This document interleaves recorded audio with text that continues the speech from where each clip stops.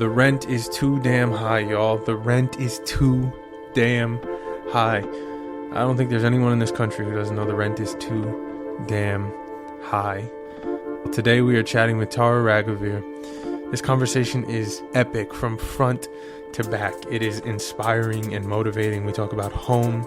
The intimacy and resonance of home, I think, is something that's always been compelling.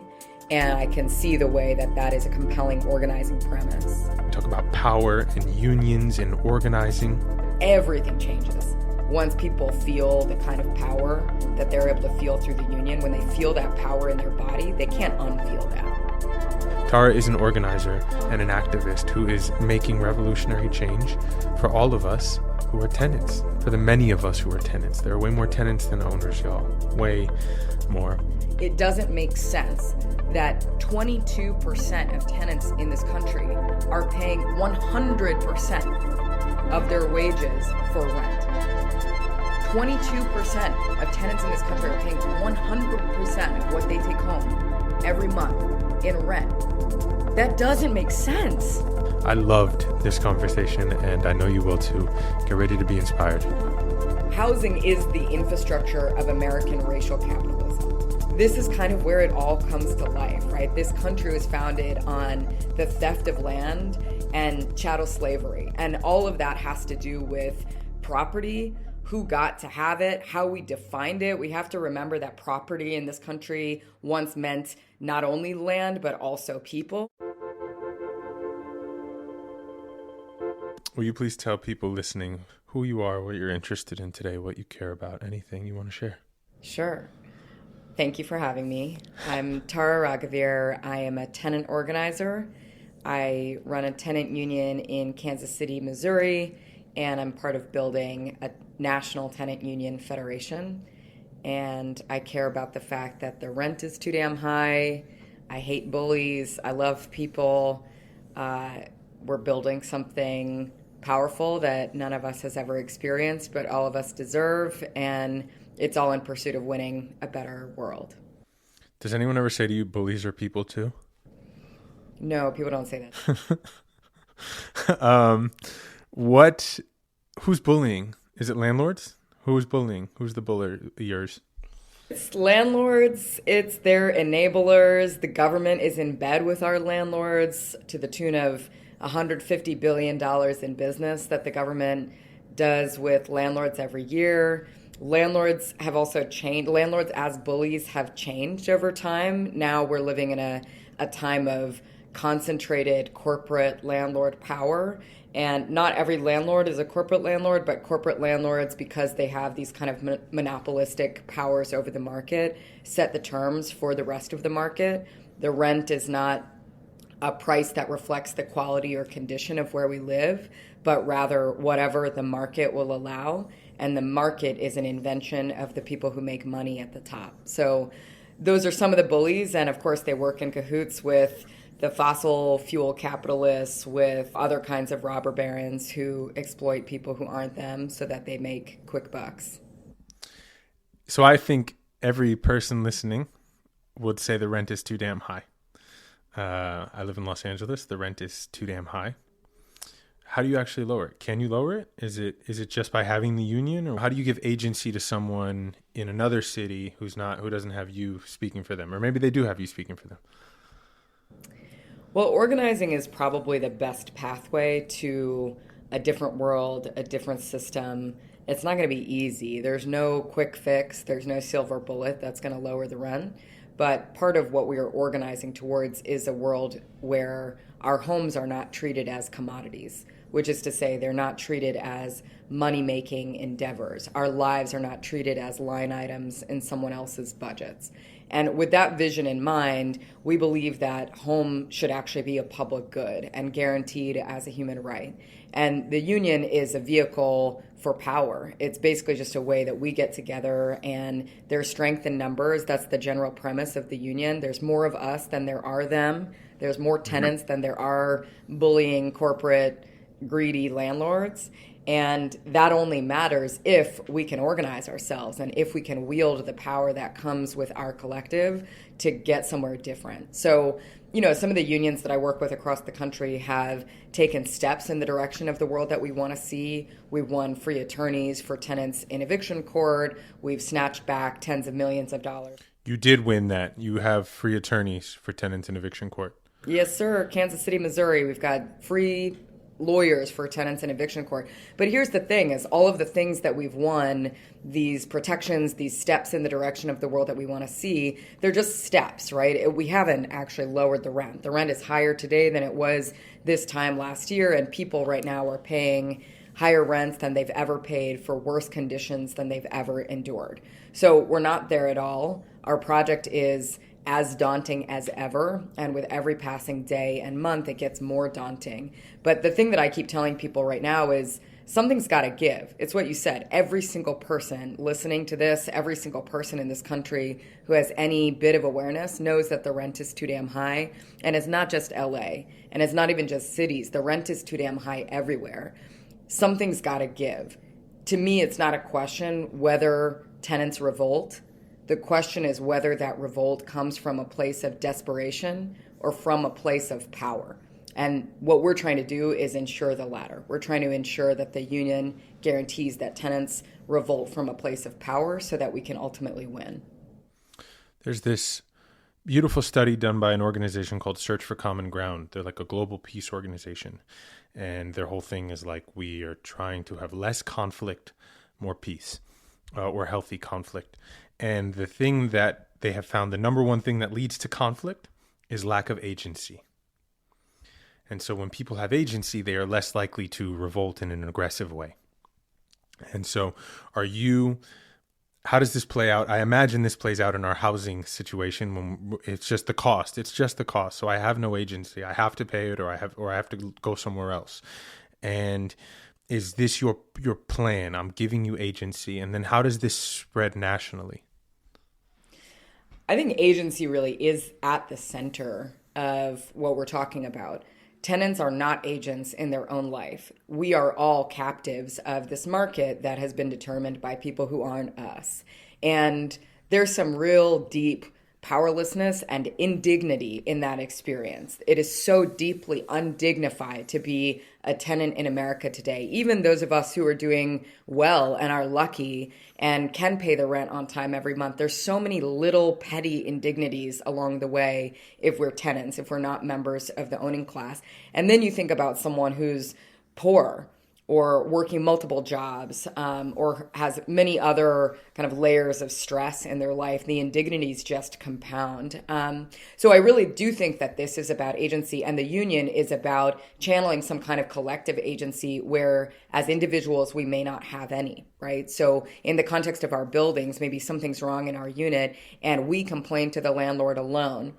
That's us exercising some agency, but if it doesn't amount to anything, if the landlord can just ignore us or tell us to get out or force us out in order to evade dealing with our issue, then are we actually agents at all? The answer is no. So together we actually can exercise some agency that we wouldn't have as individuals, because ultimately the landlord needs our rent. That's how they pay their mortgage, right? They don't provide housing to us. We provide housing to them. We provide an asset to them. We provide an investment to them.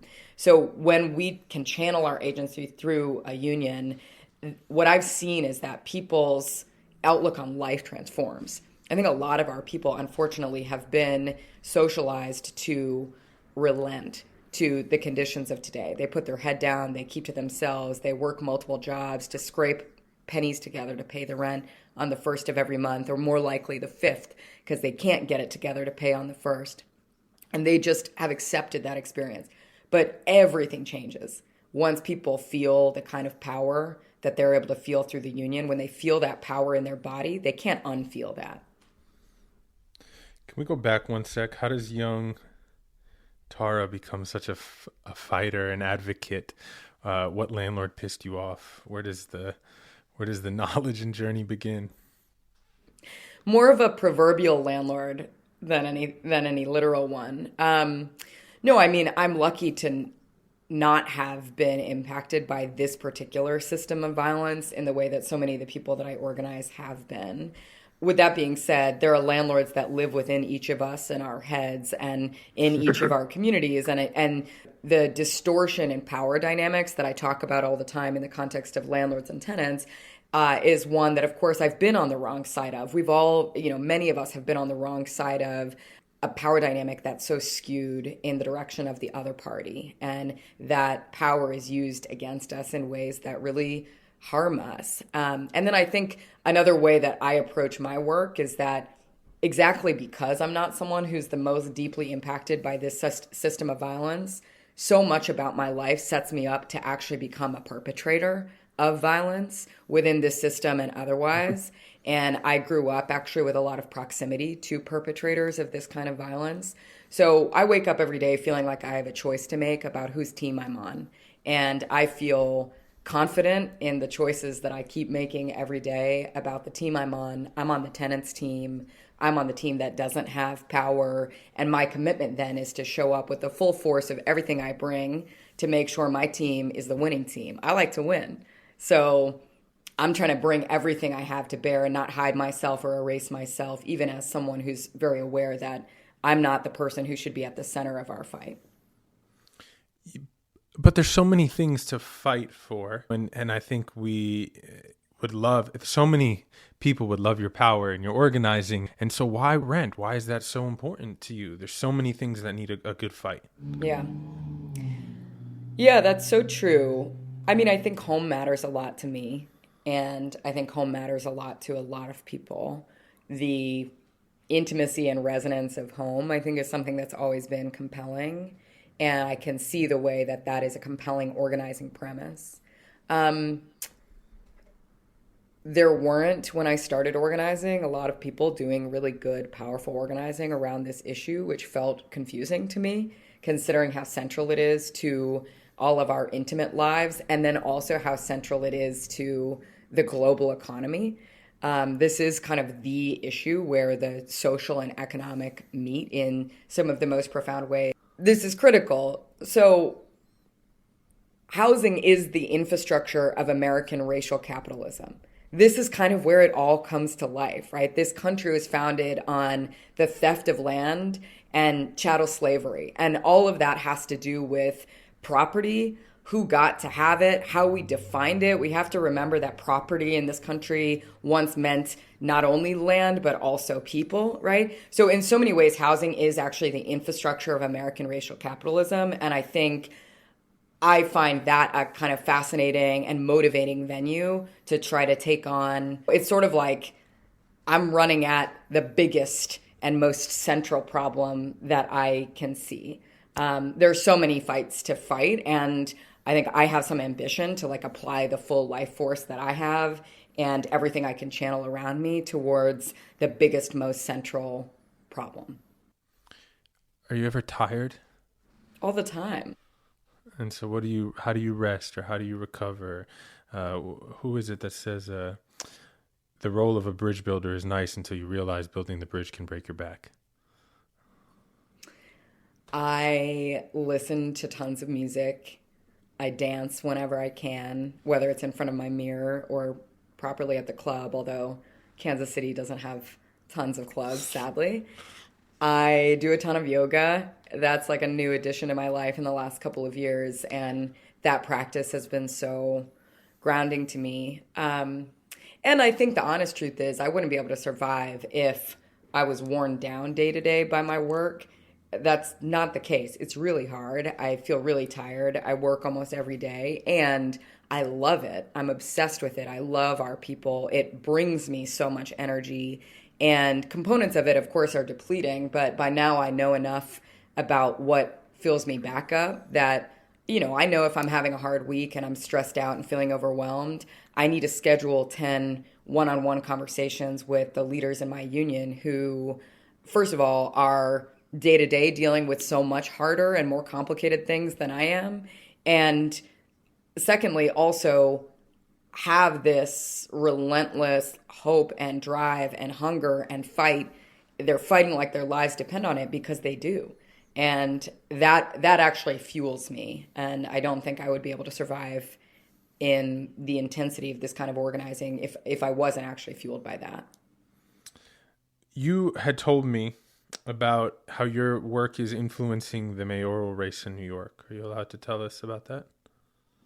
I can talk about it a little bit. I don't know that it's so much that our work is influencing the mayoral race in New York as much as it is the rent is too damn high. And politicizing the rent is increasingly the viable political strategy, right? And I think we started to see this in the last several months of the latest presidential election. Finally, the rent was a national political issue. It was part of the discourse about the economy in a way that it really has not been in my lifetime. And I think that's partially a product of our work, but it's also partially a product of the circumstances. Like the breadth, the depth, the scale of the crisis is so profound. So in New York right now, there's a mayoral election afoot. There's a bunch of people who identify as progressives in the race. And one of those people is really centering the rent. Zoran Mandami is his name, and he is basically running on the rent. He's running a referendum on the rent. He's saying, do you want a rent freeze in rent-stabilized apartments in 2026 in New York City or not? This could apply to millions of New Yorkers. And this is coming at such an important time where people are so politicized, rightfully, about the rent. It's the biggest bill that most poor and working class people pay every month. And it is a political issue, and it should be. And I think candidates like Zoran, who are diagnosing that pain and also proposing real solutions that meet the scale and depth of that pain, are the ones who have a successful political strategy ahead of them. Beautiful. You went to a football game and it changed you. Why did football change you? I told you way too much information. Okay, here's the deal. I went to an NFL game for the first time in my life in January of 2023. I was the guest of some friends who were in town for Cincinnati Bengals versus Chiefs AFC Championship game. Very cool game to attend, I'm told. I'm not really a football fan, so I didn't know how big of a deal it was, but it was quite a big deal. We had these really nosebleed seats, like, second row to the end of the stadium. And I walked in and I was completely overcome.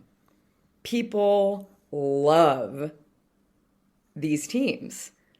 Grown men are wearing matching clothes and participating in all kinds of traditions, some racist, of course, but others joyful and collective and huge. And like the booming sounds of that stadium were so amazing to witness and participate in. And you couldn't help but get swept up in this kind of energy. So I left that. And I feel like I had some knowledge of this somewhere within me, because of course I've lived in Kansas City for a long time. If there's a civic identity here, it is the sports teams. So I'm aware of the kind of motivating factor of sports. I'm aware of how big it is in people's lives. But it really took me going to a game to feel it for myself. And I walked away being like, the church of football has so many lessons for me as an organizer. What is it that draws people to spend hours and hours and hours of their life watching these games at home on their couch, spending money to go see these games, obsessing over players and the statistics? People really want to be part of something that's bigger than themselves. People really want to be on the winning team. People really want and need leisure outside of their labor. There's all sorts of lessons that I think we can take from sports. And then the more I think about it, I love basketball, right? And the more I thought about it coming out of that football game, the more I was looking to sports to find amazing tools and metaphors that I can apply in organizing. As an organizer, I need an off season. I'm about to go take 2 months off and train my body and my mind and my spirit so that I can be back in the game in a sustainable way. I need trainers. I need mentors and coaches who I'm calling on to help me with the things that I don't know myself. I need to watch the tape back. Like after we pick a big fight, I need to watch that back and pick apart every little play. So I think there's so much to learn from sports. And frankly, I think a lot more organizers would benefit from really studying the art, science, craft of sports and applying it to what we do.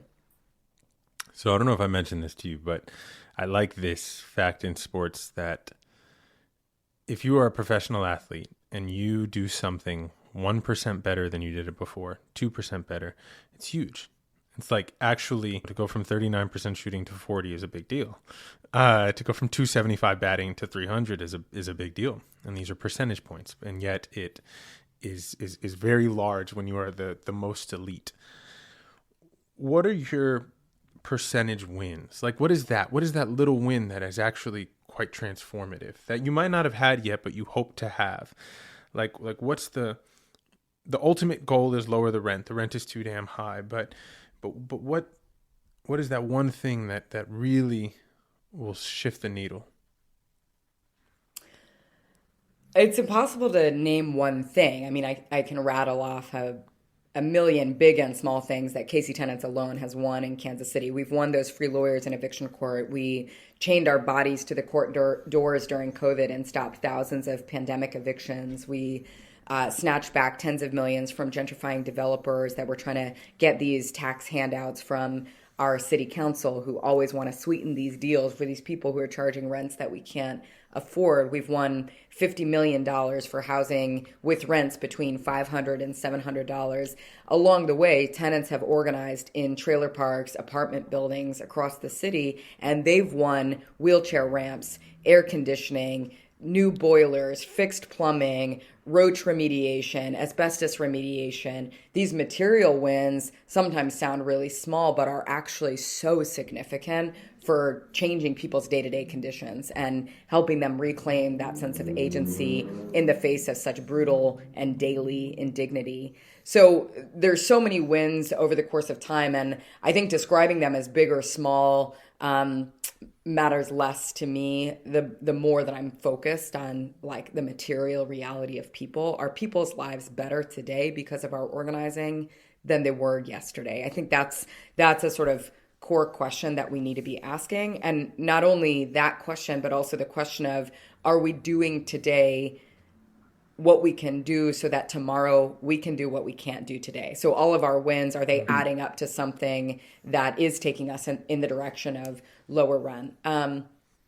Yeah, I don't know. But I also think something I want to say in relationship to that piece about pro athletes improving 1% or 2% is like the starting premise is also, though, that they're professionals. They're pro athletes. They're the best in the game. So the marginal improvement means something immense because they started out as the best. And I actually think that's one of my biggest contributions in our work, is that my standards are really high.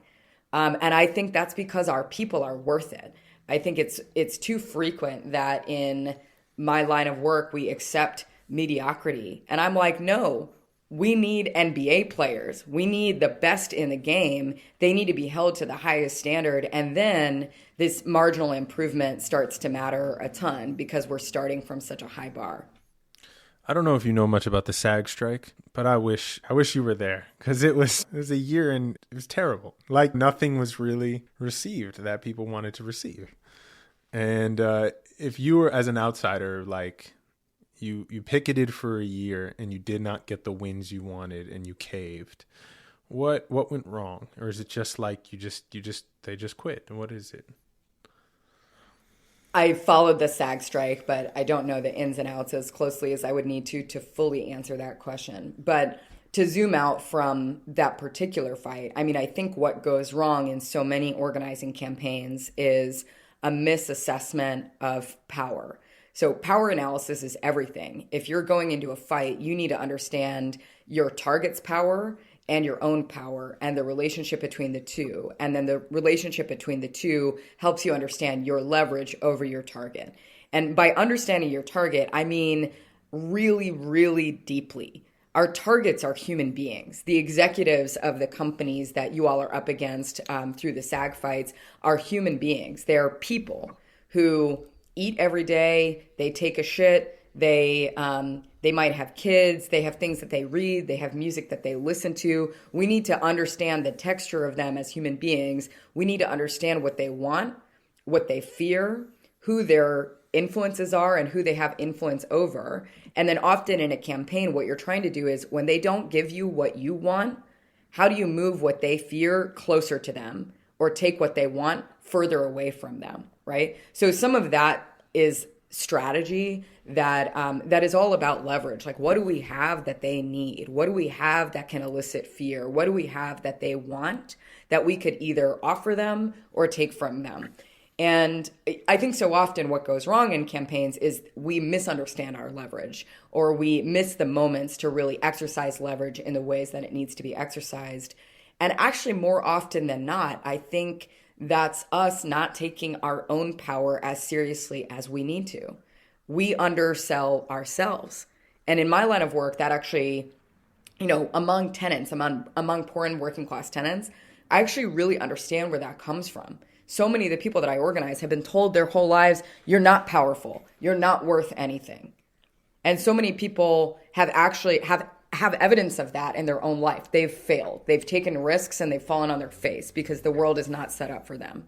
So our work in a union is to actually imbue within the collective a sense, a grounded sense, a real sense of our own power. Because if we show up acting like we're fucking weak, we're going to lose. You learn all this on the fly. You read a book. You took a class. Someone right now who's like, I want to do this. I want to do this for this. What's the book? What's the resource? Where do they begin? Or is it literally just getting people in a room? My confession is that I don't really read books about organizing. I find most of them quite dull. I read fiction. And I think, as with sports, there's a lot to learn in a lot of different forms that I apply to my work. With that being said, I think I'm just an experiential learner. I'm not someone who's like going to books to learn. Unfortunately, I think sometimes I'm not like a playbook girly. Even if you gave me a playbook on how to do things, I probably wouldn't read it. I would need to go make my own mistakes in order to learn lessons. I don't recommend that for everyone, but that's just me and how I learn. One book that I think is kind of the book to start with if you're trying to learn about organizing strategy is No Shortcuts by Jane McAlevey, legendary labor organizer who very sadly died this year, but has a lifetime of applying the kind of strategy that I'm talking about, getting really deep, thinking about leverage, and never underselling the power of the worker. And the title says a lot of it. It's like, there's actually no shortcuts. If you really want to win, there's no shortcuts. There's no quick and dirty way to get there. You just have to do the very hard work of building a kind of power that's undeniable and then exercising that power in ways that are also undeniable. Have you ever read the Lythostrya? No. Do you know it? It's a Greek play, and the idea is the women are upset that they keep sending the young men to war, and so the women say, we will stop sleeping with the men. And it will get violent at times in this, but in this story, that's their power and that's their leverage and sort of the chaos that ensues. It is true that I go back to what you said, the numbers, there's way more tenants than there are landlords, and there's the 1% and then there's the 99%, and there's way more of us. Why hasn't this clicked in yet? And when does the revolution start? And is it on its way? Or Yeah.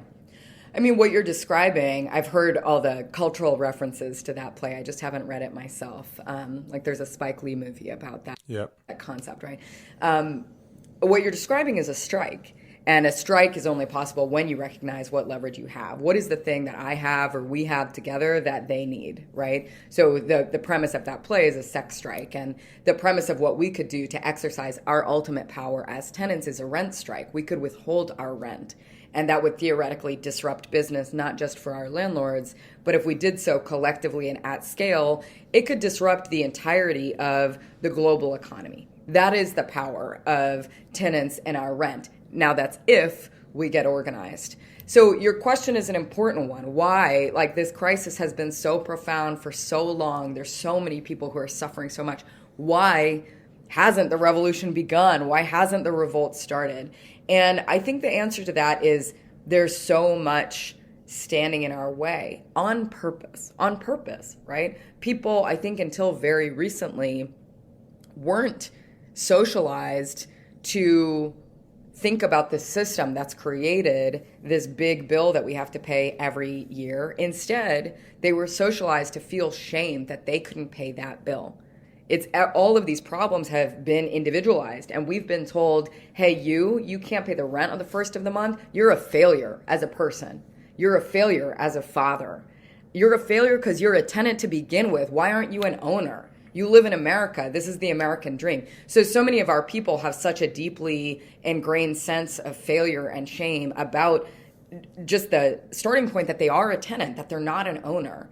And then you get deeper than that, and it's like they're a tenant who can't pay the rent. The story is you're lazy, you don't work hard enough, you don't work enough jobs, whatever. So we've got all of that to get through. But I think that's starting to break. Like, I think that's actually crumbling in front of our eyes as people are just looking at the math, and they're like, this math doesn't make sense. It doesn't make sense that 22% of tenants in this country are paying 100% of their wages for rent. 22% of tenants in this country are paying 100% of what they take home every month in rent. That doesn't make sense. How do they put food on the table? How do they buy medicines? How do they put gas in their car? They don't. It just doesn't make sense. So I think that's starting to crumble. And then the other component of it, though, is like people don't know what a union is. We're socialized against working together to solve some of these problems, even when we're clear that they are problems to solve. There's a system to go attack. We're not taught how to work together. In fact, we're taught the opposite, right? Poor tenants I meet all the time are like, I don't know any of my neighbors. I keep my head down and I keep to myself. It is not, their life is not my business. Even if we share a wall and the mold exists in their bedroom in the same way it exists in mine. So sort of exposing people to the idea of a union and the idea that we could do things together is like the second challenge, right? And a lot of people in this country, you have experience with SAG. A lot of people in this country have no experience with organized labor at all. They have no experience with the concept of a union, or if they have experience with the concept of a union, it might be bad. So we actually have a lot of teaching to do about what the union could be. And then there's a third thing, which is that it's fucking hard to work. It's hard to work with people. Let's not romanticize what the union is. Every single day that we go to work organizing a union is hard, because the premise is that we're bringing people together across race, across age, across gender, sexuality, everything else that the other side uses to divide us. And there's a reason that doesn't happen that often. That reason is it's hard to bring people together across difference around their shared interests. It's hard, but we have no other choice but to try. Epic. It's a lot. Yeah. We're still zero sum. If you get it, then I don't get it. I think that's like our mentality that comes up a lot in here, especially as bodies of culture who seem to be the most afflicted by these kinds of things. If Tara gets her thing, then her piece of the pie, then there's less pie for me. And so rewriting that narrative. Okay, why KC? So like, when do you leave KC, or do you stay in KC forever? Or how do you make this national, or should you be in DC, or what's I should not be in DC. Let's start there. I should not be in DC. The rent is too damn high in DC, as it is everywhere, but outside of that, there's nothing for me there. I love Kansas City. I did not expect to come back here. I grew up kind of all over the place, but mostly on the Kansas side of the state line. And I came back in 2019, didn't ever expect to come back, didn't expect to build a life here, didn't expect to stay here as long as I have. And I really love this place. It's kind of like every place, and it's my home, and I love the people that I've built community with here. I get out a lot to see friends in other parts of the country and the world, which I feel lucky for. And these days I get out a lot to run with other tenant unions across the country as we build this new national thing. And then I'm in DC all the time. I joke about it, but I go to DC frequently. I'm in New York frequently. Those happen to be the centers of where a lot of like policy and writing are related to the work that I do. So I pop out. I love Kansas City. I don't know that I'll be here forever, and it's a really special place, and it means a ton to me. How can people support you or support this or support the national? We launched some coordinated rent strikes in October of this year. Both of them are in the Kansas City area, and one de-escalated in December, but a lot of those tenants are now facing retaliatory evictions. Another rent strike is still going. So we're raising funds to support some of the legal defense and mutual aid for the striking tenants in both properties. People can donate to that fund at kctenants.org/donate and then select the mutual aid and strike fund. Following KC Tenants and then the Tenant Union Federation, the handle online is at Tenant Fed. And then KC Tenants is just KC Tenants. And starting to organize in the buildings, follow along. And in the new year, we're going to have a lot of ways that a much, much broader group of people can start getting involved as we build towards a much more generalized application of some of the strike theory that you were floating. Any last questions? Any last thoughts? Now that you mention it, I'm curious to hear more about your assessment of the SAG strike and your experience with organizing in a union. Well, I wasn't in the room. Just because I went to a line and walked and held a sign, I don't feel like if I wasn't in the room. So I don't think I had much say or much voice. But looking back in hindsight, I'm like, oh, we spent a year not working to not win the things we intended to win, to not make that much more money or to not get this thing banned, or like, what's the point? Just go for it. Leverage that power. I don't know what broke or who broke, but most actors are not in the room, to quote Hamilton. Fran Drescher's in the room and some other people. And so that and the things that happened with George Floyd are my closest experiences to the march, to being in the group, to being in union with others. And I do love the idea. I grew up in New York when they were doing Wall Street. They were camping out against the 1%. I saw that happening. I would go down there to visit while I was in high school. And yet, what changed? And so there's always a little bit of seeing both sides of the coin in me, of being like, damn, the powers that be are so powerful.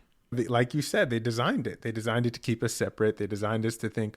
I love what you said about how we feel punished for not owning, how we feel punished for renting. I say that about student loans all the time. That's one of my big fights. Like, I call it the American dream. Go get the best education possible, and then I will make you feel bad that you can't afford your student loans. And so I love it, but I do believe in people being together. I believe in community, very much so. I'm not sure that the SAG thing felt like some of the community that you described. It felt like three people speaking on behalf of, I think, a lot, and a bunch of people yelling outside, but not actually in the room.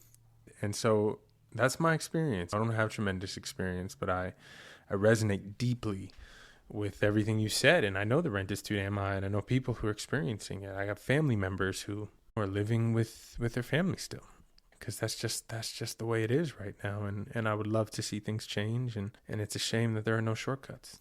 But I also know there are no shortcuts to anything you want in this life. Right.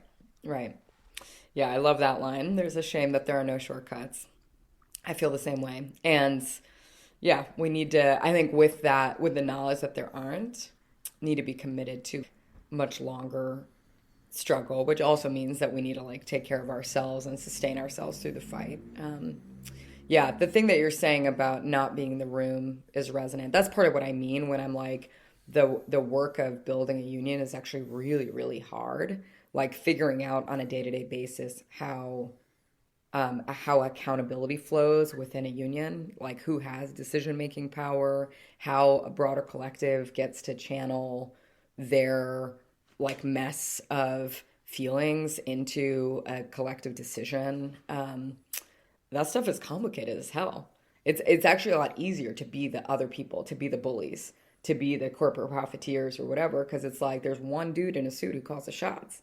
There's no like, there's not even a fake promise of we're doing this as a collective. It's just a dude. He calls the shots. That's an easier, quicker, more shortcut filled path to power. But that is not ours.